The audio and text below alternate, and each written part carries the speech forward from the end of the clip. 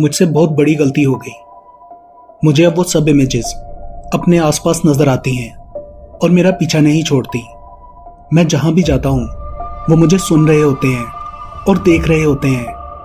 जो गलती मुझसे हुई वो तुम सब कभी मत करना, वरना तुम्हारा भी यही हाल होगा।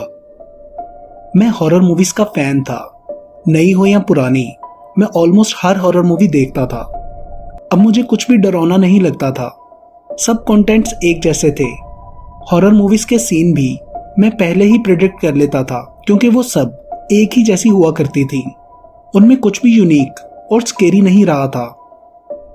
एक रात काम से वापस आकर मैं बेड पे लेटा मोबाइल पर कुछ वीडियो क्लिप्स देख रहा था। तब मेरी गर्लफ्रेंड लीजा ने मुझे कॉल की।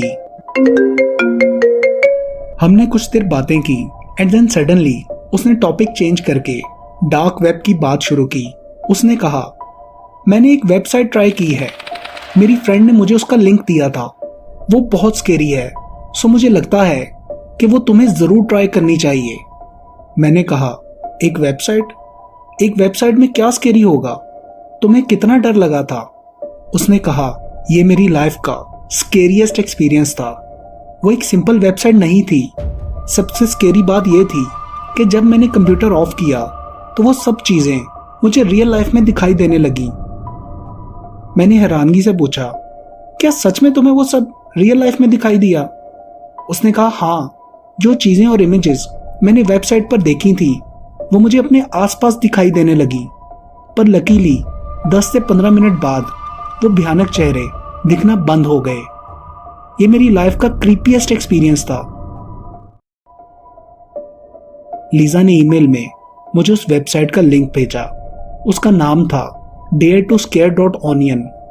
मैं डार्क वेब के बारे में ज्यादा नहीं जानता था, सो डार्क वेब ब्राउज करने के लिए मुझे पहले कुछ ट्यूटोरियल्स देखने पड़े। देन मैंने टोर ब्राउजर इंस्टॉल किया और उस पे वेबसाइट का नाम एंटर किया तो बहुत इजीली वो साइट लोड हो गई। पेज के टॉप पे लिखा था डेयर टू स्केयर। वेबसाइट के लोगो में एक अजीब सा क्रीपी स्कल बना हुआ था। मुझे उस वेबसाइट का लेआउट बिल्कुल भी पसंद नहीं आया।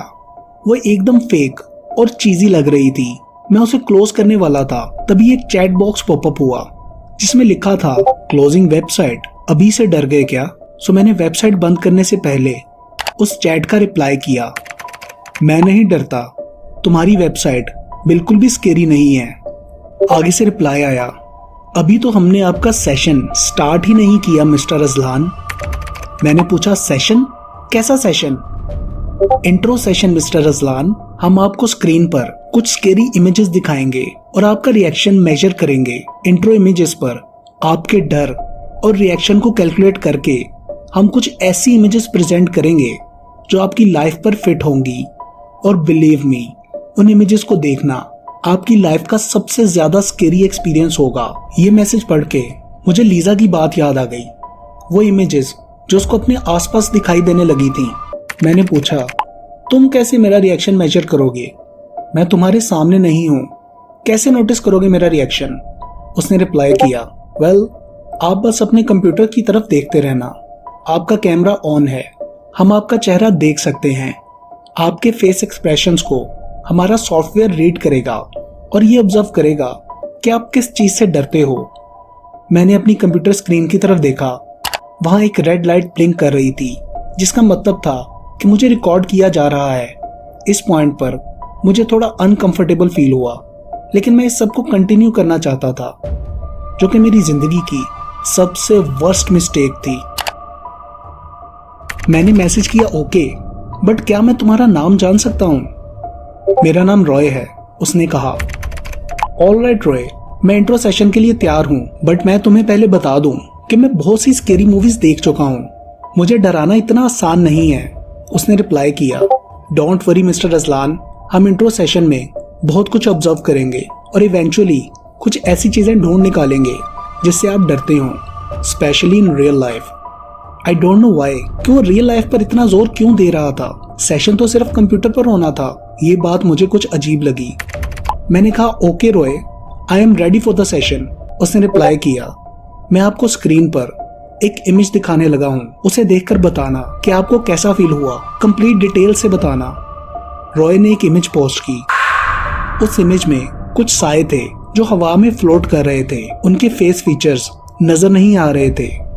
वो इमेज क्रीपी थी मगर इतनी डरावनी नहीं थी। मैंने टाइप किया, ये इमेज क्रीपी तो थी मगर इतनी स्केरी नहीं थी। पहली दफा ये इमेज देखने पर कैसा फील हुआ था, उसने पूछा। मैंने जवाब दिया, डर तो नहीं लगा था लेकिन थोड़ा अनईजी फील हुआ था। बट अगले ही पल सब नॉर्मल हो गया क्योंकि ये एक तस्वीर ही तो है बस। हमारे सिस्टम को आपके रिएक्शन से बहुत सी इंफॉर्मेशन मिल रही है। अब ये इमेजिन करो कि अगर आप अपने घर का डोर ओपन करो और सामने यही फ्लोटिंग क्रिएचर्स नजर आए, देन कैसा फील होगा, उसने पूछा। ऑब्वियसली देन ये सब बहुत हॉरिबल होगा, मैंने रिप्लाई किया। ओके, अब सेशन को कंटिन्यू करते हैं। ये रही अगली इमेज। अगली इमेज सच में स्केरी थी।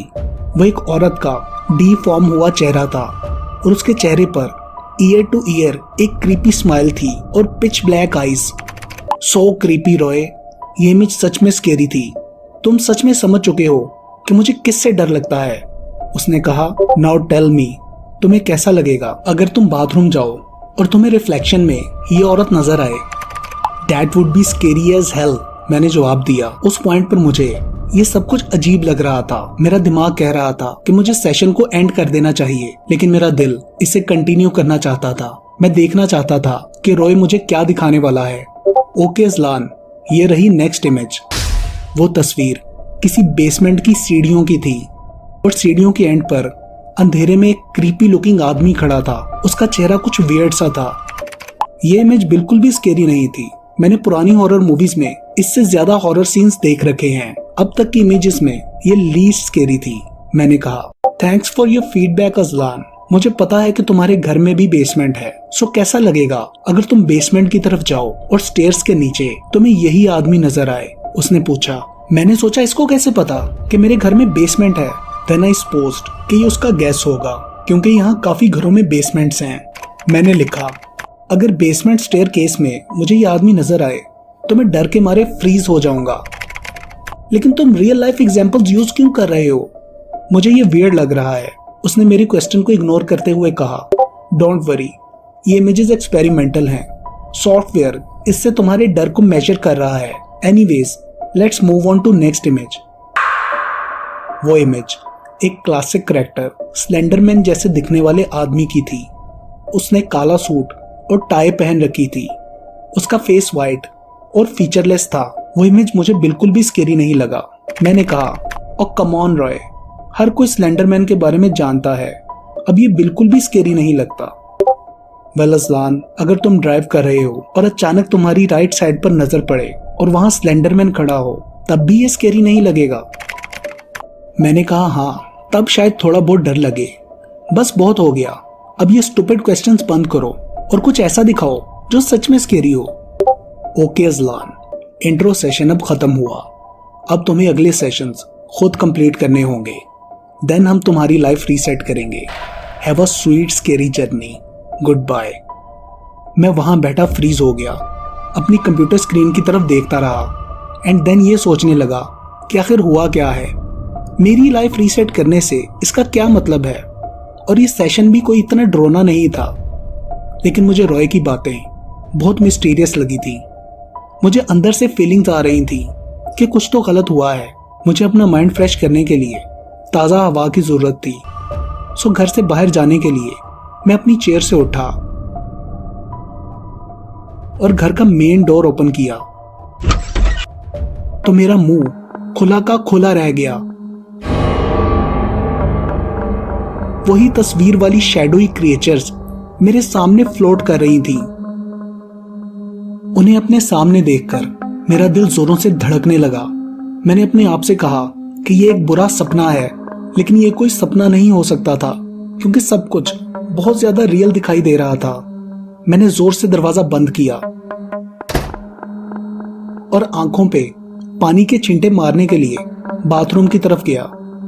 अचानक मेरी नजर शीशे पर पड़ी तो मेरी टांगें डर के मारे कांपने लगी। शीशे में वही क्रीपी औरत दिखाई दे रही थी। वो मेरा रिफ्लेक्शन था मैंने हाथों से अपना चेहरा टच किया, लेकिन मेरा फेस बिल्कुल नॉर्मल था। मैंने सोचा कि आखिर मेरे साथ ये सब कुछ हो क्या रहा है। शायद मैं पागल हो गया हूँ। मैं बाथरूम से बाहर भागा और स्टेयर्स के पास से गुजरते हुए मैंने बेसमेंट की तरफ झांका। मेरी क्यूरियोसिटी मुझे कह रही थी कि वहां नीचे वो पिक्चर वाला आदमी होगा। शायद ये मेरा पागलपन था। और एज एक्सपेक्टेड सीढ़ियों के पास एक क्रीपी आदमी था जो कि मेरी तरफ देख रहा था। मैंने अपनी आंखें बंद करके खोली कि शायद मैं इस रियल लाइफ सपने से जाग जाऊं, लेकिन ये सपना नहीं, हकीकत थी। मगर ये हकीकत भी कैसे हो सकती थी? मैंने सोचा मेरा घर अब सेफ नहीं रहा। मैं घर से बाहर निकला और अपनी कार में जाके बैठ गया। वो शैडोई क्रिएचर्स अब भी मेरे सर पे मंडला रही थी। मैंने कार स्टार्ट की और तेजी से वहां से निकल गया।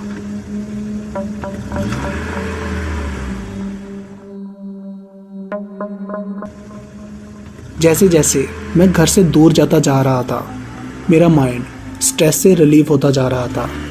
अब मैं काफ़ी हद तक रिलैक्स हो चुका था और मुझे वो स्केरी चीज़ें भी दिखाई नहीं दे रही थी।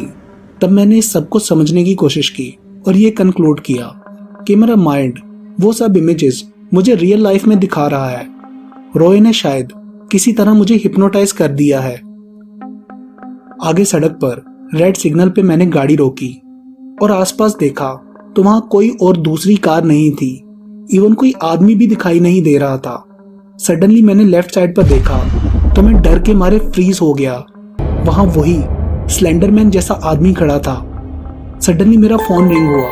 मैंने देखा तो एक मैसेज आया था, अजलान तुम भाग तो सकते हो मगर छुप नहीं सकते। तुम्हें सेशंस कंप्लीट करने होंगे एंड देन सब कुछ रीसेट होगा।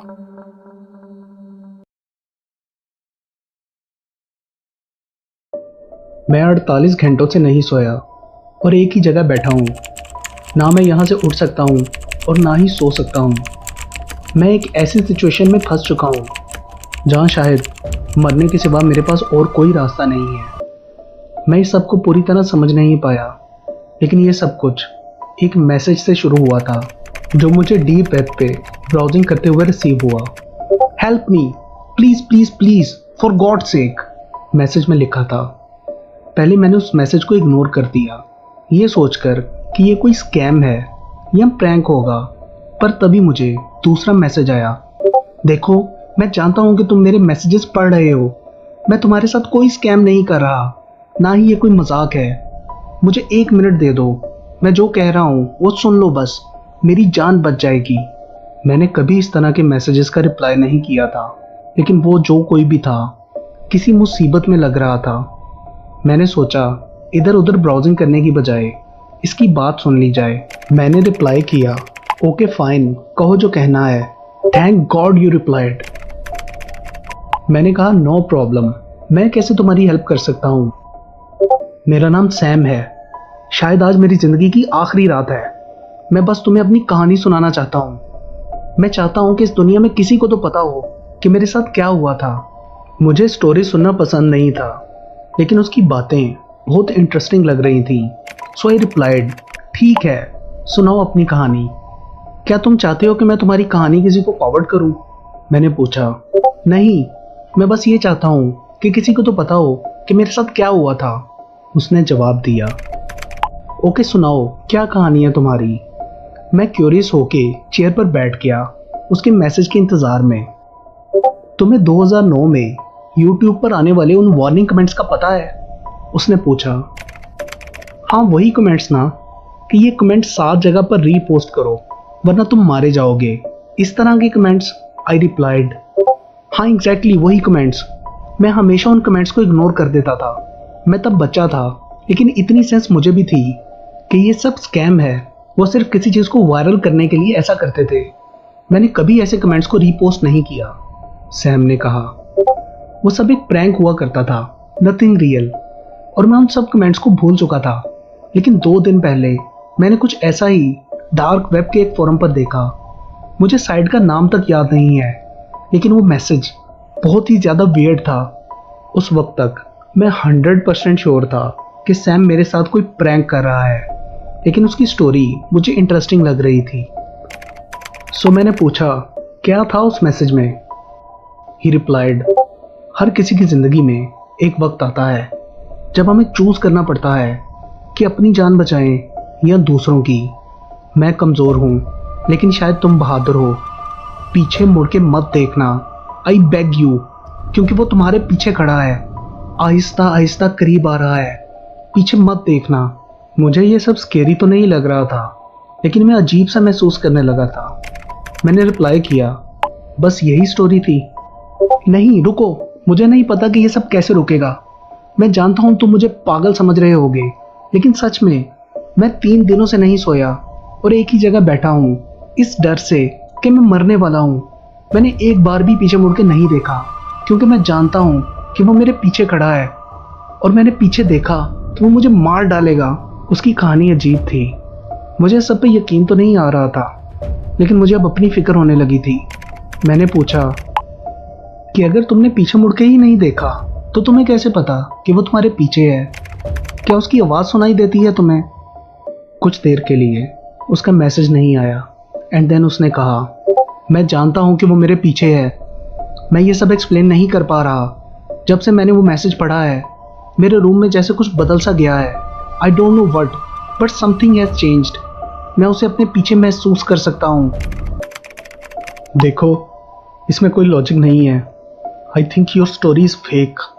मैंने कांपती हुई उंगलियों से टाइप किया। मेरे हाथ डर से स्टक थे। मैं नर्वस था। इस परेशानी की वजह मैं नहीं जानता। मेरा रूम लॉक था, लेकिन फिर भी मुझे यूं लग रहा था जैसे कोई मेरे रूम में एंटर हुआ हो। मैं पीछे मुड़ के देखना चाहता था, लेकिन मेरा दिल मुझे कह रहा था कि अपनी नज़रें स्क्रीन से मत हटाना। मेरा दिल मेरे दिमाग के लॉजिक्स का साथ नहीं दे रहा था। मैंने वर्डली मैसेज किया, अगर तुमने उसको देखा ही नहीं है तो तुम कैसे कह सकते हो कि वो रियल है? तुम मुझे बताओ, क्या कभी कुछ बुरा होने से पहले हमें फील नहीं होता कि समथिंग इज रॉन्ग? हमेशा आंखों से देखना ज़रूरी नहीं होता। हम फील कर सकते हैं कि कुछ तो गलत है। मैं उसकी प्रेजेंस को फील कर सकता हूँ। Do you understand me? उसने कहा। मैं ये स्टोरी सुन के बहुत अनकंफर्टेबल हो चुका था और मैं इस कन्वर्सेशन को ख़त्म करना चाहता था। सो तुम मुझसे क्या चाहते हो? मैं तुम्हारी कोई हेल्प नहीं कर सकता। मैंने कहा, तुम ऑलरेडी मेरी हेल्प कर रहे हो ये कहानी सुनकर। यही मेरी लास्ट विश थी। ही रिप्लाइड। मैं साइन ऑफ करना चाहता था, लेकिन मेरी हिम्मत नहीं हो रही थी। मैं चाहता था कन्वर्सेशन वो एंड करे। तो मैंने पूछा, देन और कुछ? उसने कहा, तुम्हारा नाम क्या है? मैंने पूछा, नाम की क्या ज़रूरत है? मैं अपनी जान बचाने वाले का नाम जानना चाहता हूँ। उसके उस मैसेज ने मेरे जिस्म में एक अजीब सनसनी सी फैला दी थी। ना मैं उसकी आवाज़ सुन रहा था और ना ही उसके एक्सप्रेशन मुझे नज़र आ रहे थे, लेकिन फिर भी मैं ये ऑब्जर्व कर सकता था कि कुछ बहुत ही बुरा होने वाला है। मैंने टाइप किया, मेरा नाम लकी है। Thank you so much lucky. पर किस लिए? मैंने पूछा। मेरी जान बचाने के लिए। लेकिन मैंने तो कुछ भी नहीं किया। मुझे अपना रूम बहुत ज़्यादा डार्क फील होने लगा था। मेरे आसपास का टेम्परेचर अचानक गिर चुका था। मैं रूम से बाहर जाना चाहता था, लेकिन मैं बहुत ज़्यादा डरा हुआ था। पीछे मुड़ने का हौसला नहीं हो रहा था। यूं लग रहा था कोई मुझे देख रहा है। तुमने अभी तक पीछे मुड़ के तो नहीं देखा? सैम ने पूछा। तुमने क्या किया है मेरे साथ? उसने कहा, मैंने तुमसे जो कुछ कहा सब सच था। बहुत सर्चिंग के बाद मुझे उससे बचने का एक ही रास्ता मिला था। जानना चाहोगे? मैं बहुत ज़्यादा डर चुका था और मुझे सैम पर बहुत गुस्सा आ रहा था। मैंने रूडली कहा, मेरे साथ क्या किया है तुमने? उसने मेरी बात को इग्नोर करते हुए रिप्लाई किया, उसको मत देखना, वरना वो तुम्हें मार देगा। वो तुम्हारी सॉल निकल जाएगा। अगर उससे बचना चाहते हो तो उसके लिए अगला शिकार ढूंढो और वो मैसेज आगे फॉरवर्ड करो। मेरा माइंड इस सब पे बिलीव नहीं कर रहा था, लेकिन मेरी पूरी बॉडी डर के मारे कांप रही थी। मैं सैम की बातों को डिनाई करना चाहता था, मगर मैं जानता था कि मैं अब अपने रूम में अकेला नहीं हूँ। I am sorry lucky, but मेरे पास और कोई रास्ता नहीं था। I am really sorry. मैं किसी को हर्ट नहीं करना चाहता था, लेकिन मेरे पास और कोई चारा नहीं था। मैंने गुस्से में कहा, देन मैं ये मैसेज तुम्हें ही फॉरवर्ड करता हूँ। ये इस तरह काम नहीं करता, उसने जवाब दिया। मैंने पूछा तुम्हें कैसे पता? उसने कहा क्योंकि मैं ये ट्राई कर चुका हूँ। ये सैम का लास्ट मैसेज था। मैंने उसे कांटेक्ट करने की कोशिश की लेकिन वो साइन ऑफ कर चुका था। मैं अपनी चेयर पे ही ट्रैप्ड हो चुका था। ना ही वहां से उठकर जा सकता था और ना ही पीछे देख सकता था क्योंकि मैं जानता था वो मेरे पीछे खड़ा है। स्क्रीन ऑफ करके मैंने मॉनिटर में उसका रिफ्लेक्शन देखा।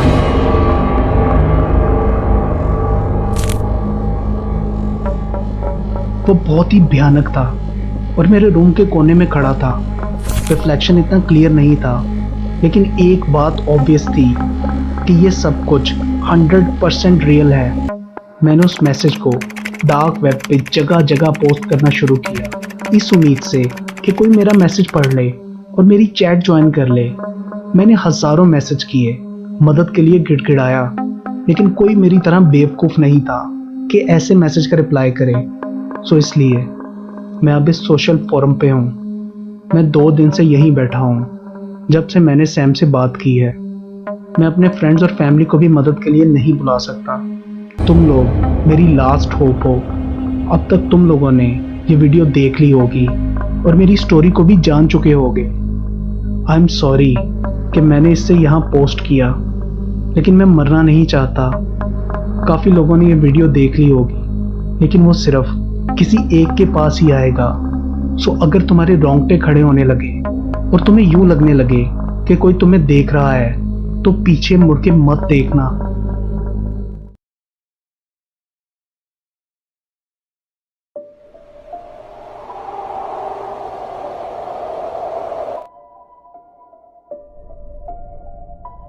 मेरी आंख खुली तो मैं हॉस्पिटल के एक कमरे में था। मुझे कुछ याद नहीं कि मैं यहाँ कैसे आया। कैलेंडर पे तारीख 5 जून 2021 थी। इसका मतलब था कि 6 माह गुजर चुके हैं। डॉक्टर ने बताया कि मैं 6 माह से कोमा में था और वो हैरान थे इस बात पर कि मेरी बॉडी बिना किसी बीमारी के बहुत तेज़ी से ख़राब हो रही थी। आखिरी बात जो मुझे याद है वो किसी और ही तरफ इशारा कर रही थी। मैं जाग गया था। इसका मतलब है कि मेरी जगह कोई और फंस चुका था। मुझे इंटरनेट पे ब्राउजिंग करने की बहुत ज़्यादा एडिक्शन थी। उस रात मुझे बहुत ज़्यादा नींद आ रही थी, लेकिन मैं खुद से यही कह रहा था कि बस 10 मिनट और ब्राउज करके सो जाऊंगा। सच बताऊं तो मुझे इंटरनेट पे डार्क वेब ब्राउज करने की आदत थी। काफ़ी रिसर्च के बाद मुझे टॉर ब्राउज़र और ऑनियन वेबसाइट्स के बारे में पता चला था।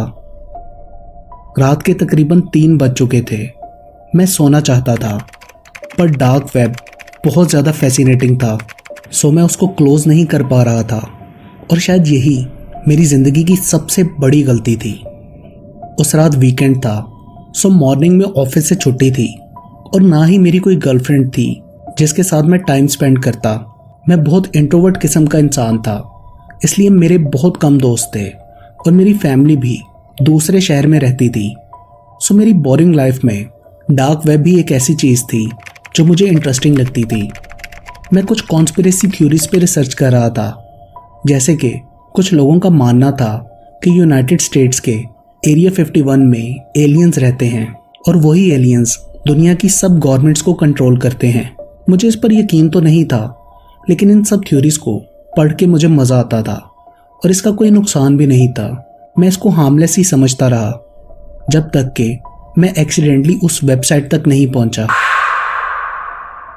उस वेबसाइट में सिर्फ एक डार्क बैकग्राउंड था और ऊपर टाइटल था डोंट लुक। इसके अलावा उस पेज पर कुछ भी नहीं था। एट फर्स्ट मैं क्यूरियोसिटी में उसको देखता रहा और मुझे कुछ भी डेंजर फील नहीं हुआ। मैं एक्सपेक्ट कर रहा था कि शायद ये कोई हॉरर जंप स्केयर वीडियो होगी जिसे देख के मैं सडनली डर जाऊंगा।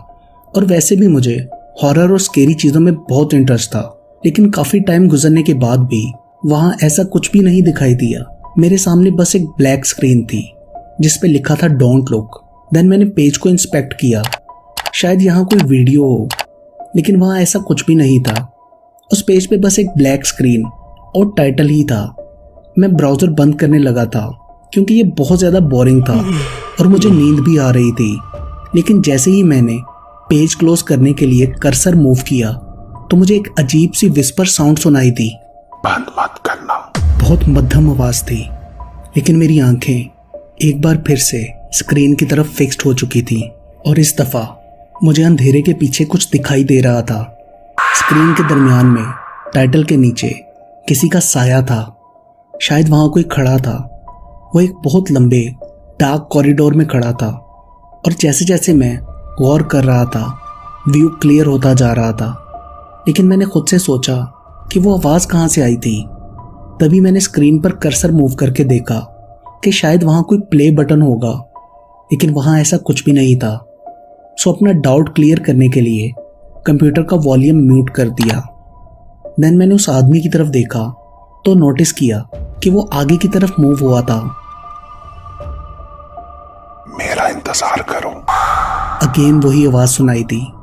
वो आवाज़ बहुत ही ज़्यादा अजीब थी और सबसे स्ट्रेंज बात यह थी कि कंप्यूटर का वॉल्यूम म्यूट होने के बावजूद वो आवाज़ सुनाई दे रही थी।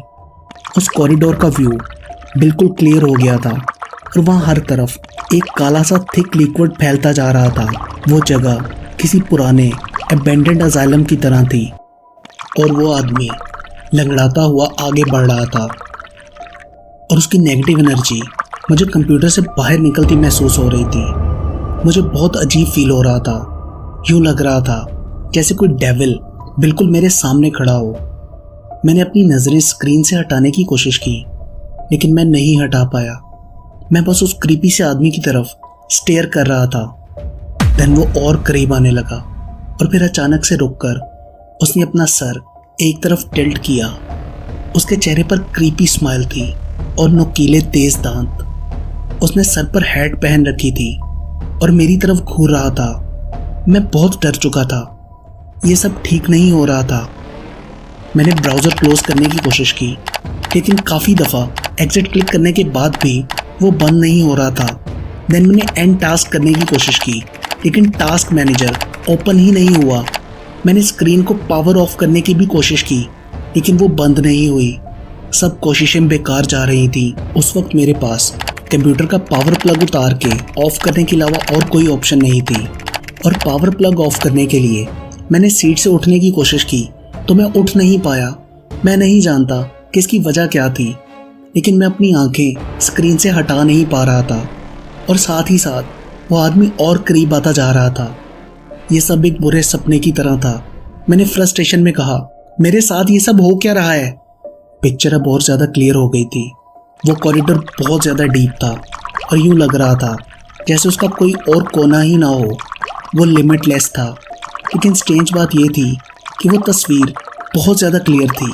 कोई भी तस्वीर इतनी क्लियर नहीं हो सकती। यूँ लग रहा था कि मैं अपनी कंप्यूटर स्क्रीन से किसी असल कॉरिडोर में झांक रहा हूँ। स्क्रीन पे फिर से वही टाइटल आया, डोंट लुक।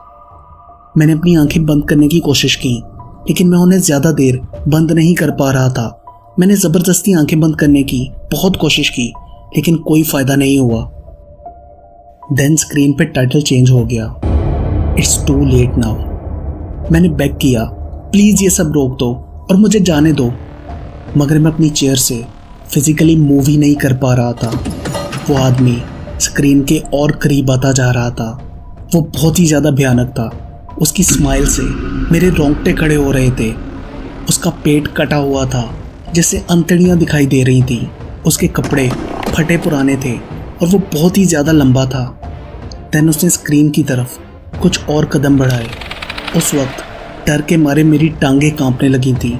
मुझे कोई आइडिया नहीं था कि वो मेरे साथ आखिर क्या करने वाला है। मैं चिल्लाया कि तुम आखिर मुझसे चाहते क्या हो, लेकिन वो और करीब से करीब तर आता जा रहा था। देन मैंने कहा, प्लीज़ मुझे जाने दो, लेकिन वो रिस्पॉन्ड नहीं कर रहा था। वो बस चलता हुआ आगे की तरफ आ रहा था। मैं अपनी नज़रें उससे हटा नहीं पा रहा था।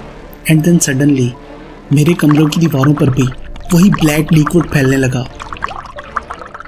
वो मेरे कमरे में हर तरफ फैलता जा रहा था। वो आदमी बिल्कुल मेरे सामने था। देन उसके हाथ एक साए की तरह स्क्रीन से बाहर आए और मेरी तरफ बढ़ने लगे। मैंने खुद से कहा कि ये इम्पॉसिबल है, ये सब सच नहीं हो सकता। उसके हाथ मेरे और करीब आते जा रहे थे। मैं अपनी पूरी पावर लगाने के बाद भी अपनी चेयर से मूव नहीं कर पा रहा था। मैं पैरालाइज था। शायद मैं स्पेल बाउंड हो चुका था। उसके काले हाथ मेरी गर्दन तक पहुंच चुके थे और फुल फोर्स से मेरी गर्दन को दबा रहे थे। मेरी सांसें स्लो होती जा रही थी और इससे पहले कि मैं फेंट होता उसने मुझे छोड़ दिया।